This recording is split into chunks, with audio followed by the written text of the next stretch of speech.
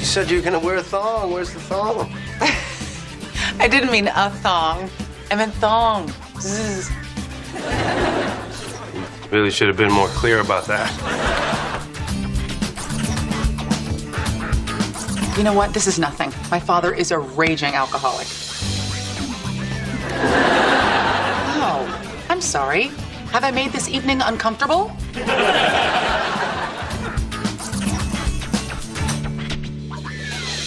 You go, girlfriend. You never said that in your life, have you? Not once. I thought so. I played the paleontology professor Charlie Wheeler on Friends in season 9 and season 10. I'm Professor Wheeler. Oh, that's nice. I was called and told that they had this role for the show and that it was going to last maybe like 4 weeks. By the time I got the audition, I'd probably seen every episode of the show. I'm sorry, Rachel, this is Charlie Wheeler. She's a colleague. Charlie Wheeler was smart, very modern. You know, she's a paleontologist. She probably had a couple of graduate degrees. Have you ever been in a relationship with someone who hasn't won the Nobel Prize? No. She had only previously dated kind of these geniuses.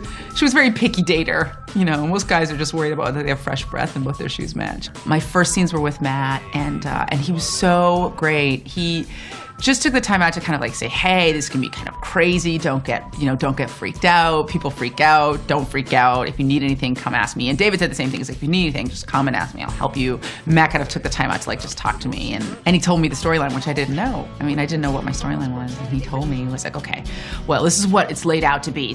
David likes you, but then you end up with me, and then you get together with me, and then we start dating, and he's really jealous, and then he likes you, and then he kisses you, and because he kisses you, I kiss Rachel. And I was like, oh my God. He's like, I know. And it was just like such a huge storyline. It was like the pivotal kind of storyline of that season, and it was great. The first episode I did, where I meet everybody, it's the rooftop party thing, and he's trying to fake that he's sick so that everybody will leave and he can go to the party. And they all know that he's lying about the party, and so they make him open up his robe. And he had taped David Schwimmer's headshot to his crotchal area, which made everybody kind of like fall into tears and lay on the ground for like 10 minutes. And that was really fun. They're all so funny. And they're a family, you know, they kind of are just used to kind of pranking each other, so they have a good time. The oh my God, I can't believe it point of my time on there was that first scene when I was with everybody in Chandler and Monica's apartment and being like, no way, you know, I'm on Friends. I think that was that moment for me. I'm okay. David is so funny because he is one of the few actors that can seem really, really smart, being really, really silly. You know, he played this guy with a PhD, he was a doctor of paleontology, but his character was so elastic and so silly and goofy and kind of self-effacing and constantly embarrassing himself. Listen, hey, bro, so why don't you try to relax, okay? Maybe have a drink. You know what? That is a very good idea. I'm gonna go make a picture of margaritas. The funniest scene that I did with David was the last scene that I did with David, last scene I did on the episode when I leave him for Greg Kinnear. Sweetie, this conversation started to make me a little uncomfortable. The way he said it was so funny. This conversation is making me a little uncomfortable. It took us literally like 15 takes. He's so good, and he just makes choices that nobody else would make. I mean, he makes really unusual, very non-obvious choices. So you can watch that guy. You can learn a lot, I think, from him. I did this scene with David where I tell Ross that I broke up with Joey because we didn't have anything in common, and we're having this like kind of really intense heart-to-heart. And I finished the scene, and everybody comes running over, and I'm like, oh, they're gonna tell me how good I was.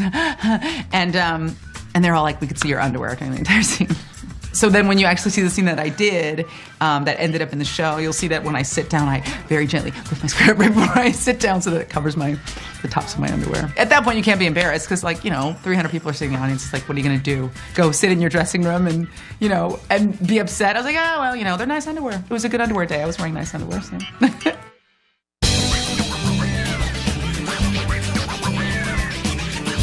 I'm gonna change my name. Great. Okay, what are you gonna change it to? Crap bag. Mike Crap Bag? No, Mike. No, just crap bag. First name crap, last name bag.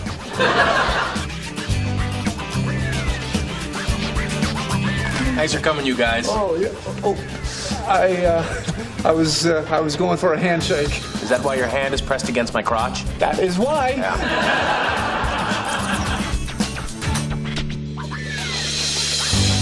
I'm glad we got this little talk. Yes. Yeah. And thanks for all the wedding night advice. That didn't make me uncomfortable at all. I played Mike Hannigan, Phoebe's eventual husband. I was in Los Angeles, and my agent called me and said, you know, would you be interested in appearing on a couple of episodes of Friends? It was only ever supposed to be a couple. It was a little strange, kind of entering the show in its 9th year, and it was already really well established, and they'd been working together for years and years. And they were horrible to me, and they remained horrible until the very last episode. They wouldn't ever address me by name. Both Matts never looked me in the eye. David Schwimmer used to spike my food. He peed on it one time, actually. I had a salad. What are you gonna do? That's work, I guess. You need both hands for that? Yeah, I kind of do. Well, how's this?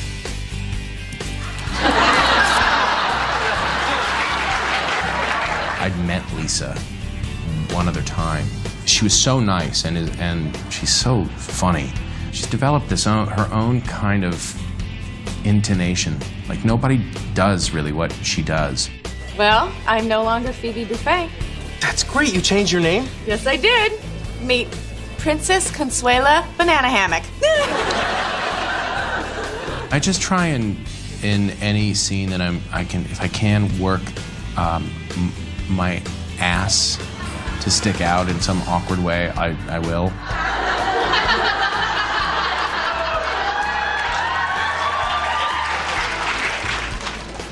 You are really good. Probably one of my favorite shows that I got to do in regard to Lisa was the show where she meets my parents. Mom, Dad, this is Phoebe. Phoebe, these are my parents, Theodore and Bitsy. Theodore, Bitsy. What a delight. That episode, I think, became even more fun to work on because I think that we really got to add some things. No, when he gets going, he can rattle a headboard like a sailor on leave. My two favorite shows that I got to be a part of were that one and then the one with Ross and I not having anything to say to one another. There was a lot in that scene that actually wasn't on the show. We did awkward pauses that lasted minutes long, and that was just really, it was fun to do. Like, we kept kind of laughing at our own shtick, knowing full well it would never make it. I'll get it.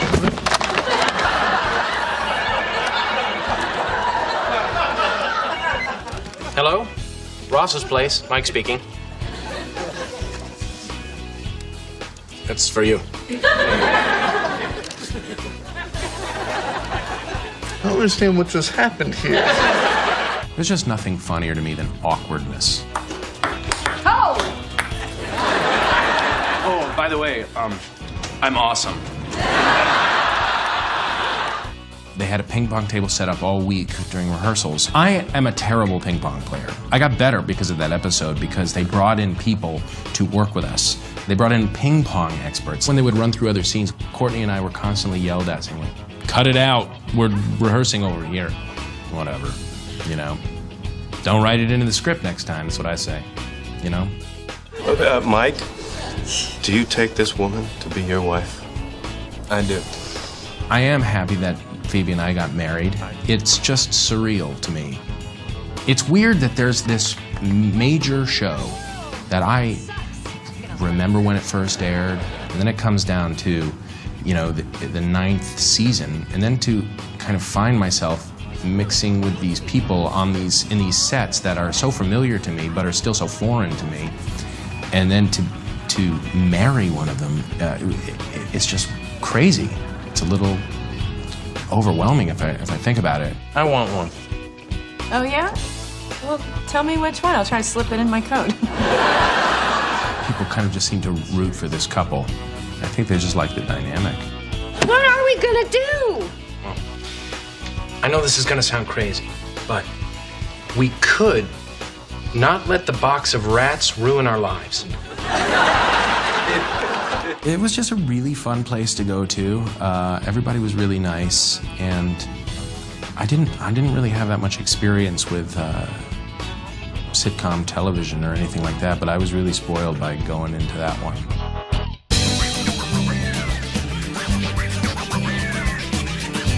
I was gonna let you use my Ralph Lauren discount. You are not gonna regret this.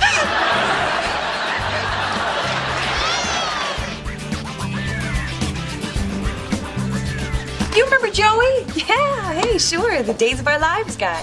That's right, yeah. You are not good.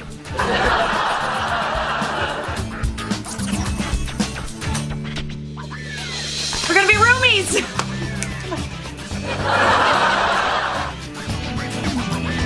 I played Rachel's sister Amy in 2 episodes on Friends.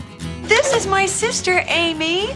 This is Chandler, Joey, Phoebe, and you know Mon. Hi. I had worked with Bright Kaufman Crane on my show, which was Jessie, a few years ago, so I think I was sort of fresh in their minds at that point. I was really nervous, I have to say. I was really nervous, and I remember the first time I was on, before I'm knocking on the door to come into Ross and Rachel's apartment, I almost fainted. I hadn't been in front of an audience for probably 3 years at that point, and even though I had spent 13 years of my life doing that, it wasn't my territory, first of all, so it wasn't my comfort zone. It was somebody else's home, and just the audience, the sound of the audience just really freaked me out. I really got scared. Oh my God. You're on Days of Our Lives. Yeah. Wow. They must put a lot of makeup on you. Happy Thanksgiving. I just feel that she's someone who she doesn't edit. She speaks out her process. She says the first thing that comes to her mind. Do you have a hair straightener? Hi. Hair straightener. I think that Amy has high regard for her sister's life and sort of finds it glamorous. Would never obviously admit that she's, somewhat jealous or envious of her lifestyle, but, just figures that she lives in a place that's bigger and more lavish and lush. But at the end of the day, it's her sister, and she loves her. And she looks up to her and wants to emulate her in every way. So welcome. Is this the first time you're seeing Emma? Yeah, I think so. It's nice to meet you, Emma. Phoebe. Oh, that's a funny noise. They were really welcoming and lovely to me, and I got to hang out with Jennifer a lot, and she's just, she's top-notch human being. My favorite line in the show, and it was one of those things that they wrote right in front of the audience, was, Emma, Ross wants you. Phoebe! Why does she keep making that noise? it's one of those things that they just, threw in there at the last minute, and it was brilliant. It was really nice to be in the room with them and to have all the relationships in there and watch all of them play out and sort of be a fly on the wall of that. Because that's what the show's about. The show's about the camaraderie and the chemistry that they all have together, and all these very defined characters put in this situation, how different they are and how much individuals they are, but yet they click. And it was great. It's great to watch. They're such a talented group of people, and I was really fortunate to be sitting there watching the pros do it. My so-called sister gets a 30% discount from Ralph Lauren, and I still have to pay retail? Oh, it's 45. You bitch. The cat fight was definitely the highlight of the entire show. Not because I got to beat up Jennifer, but just that she got to beat up me. It was so much fun to do that, and we rehearsed it all week, and it was interesting. So it wasn't feeling like it was very funny, and then I don't know who it was who suggested it, that she put her hand on my head and that I start swinging and doing that, the old sort of Three Stooges gag of not being able to touch her, and that was it. It was just, the audience went insane.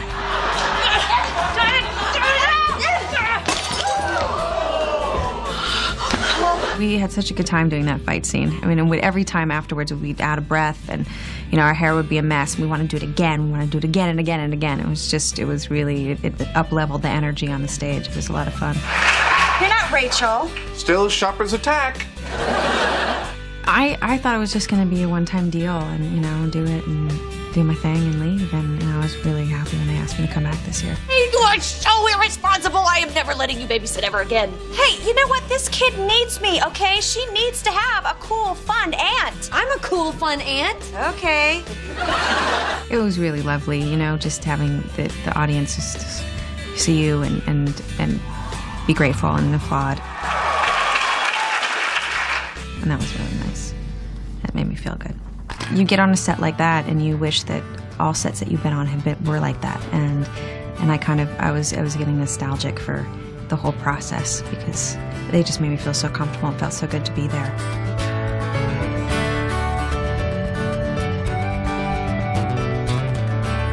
To make something last for 10 years and make people fall in love with those characters the way that they have, that's really the actors.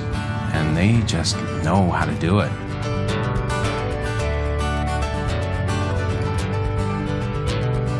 But to be a part of a show that was that important culturally, you know, that people loved and so many people watched, and not just in the United States, but I mean, all over the world. You know, people write me fan mail from Europe and Asia, and that's really exciting and interesting. And I think that's just like a nice milestone to be able to point back and go, I was a part of that.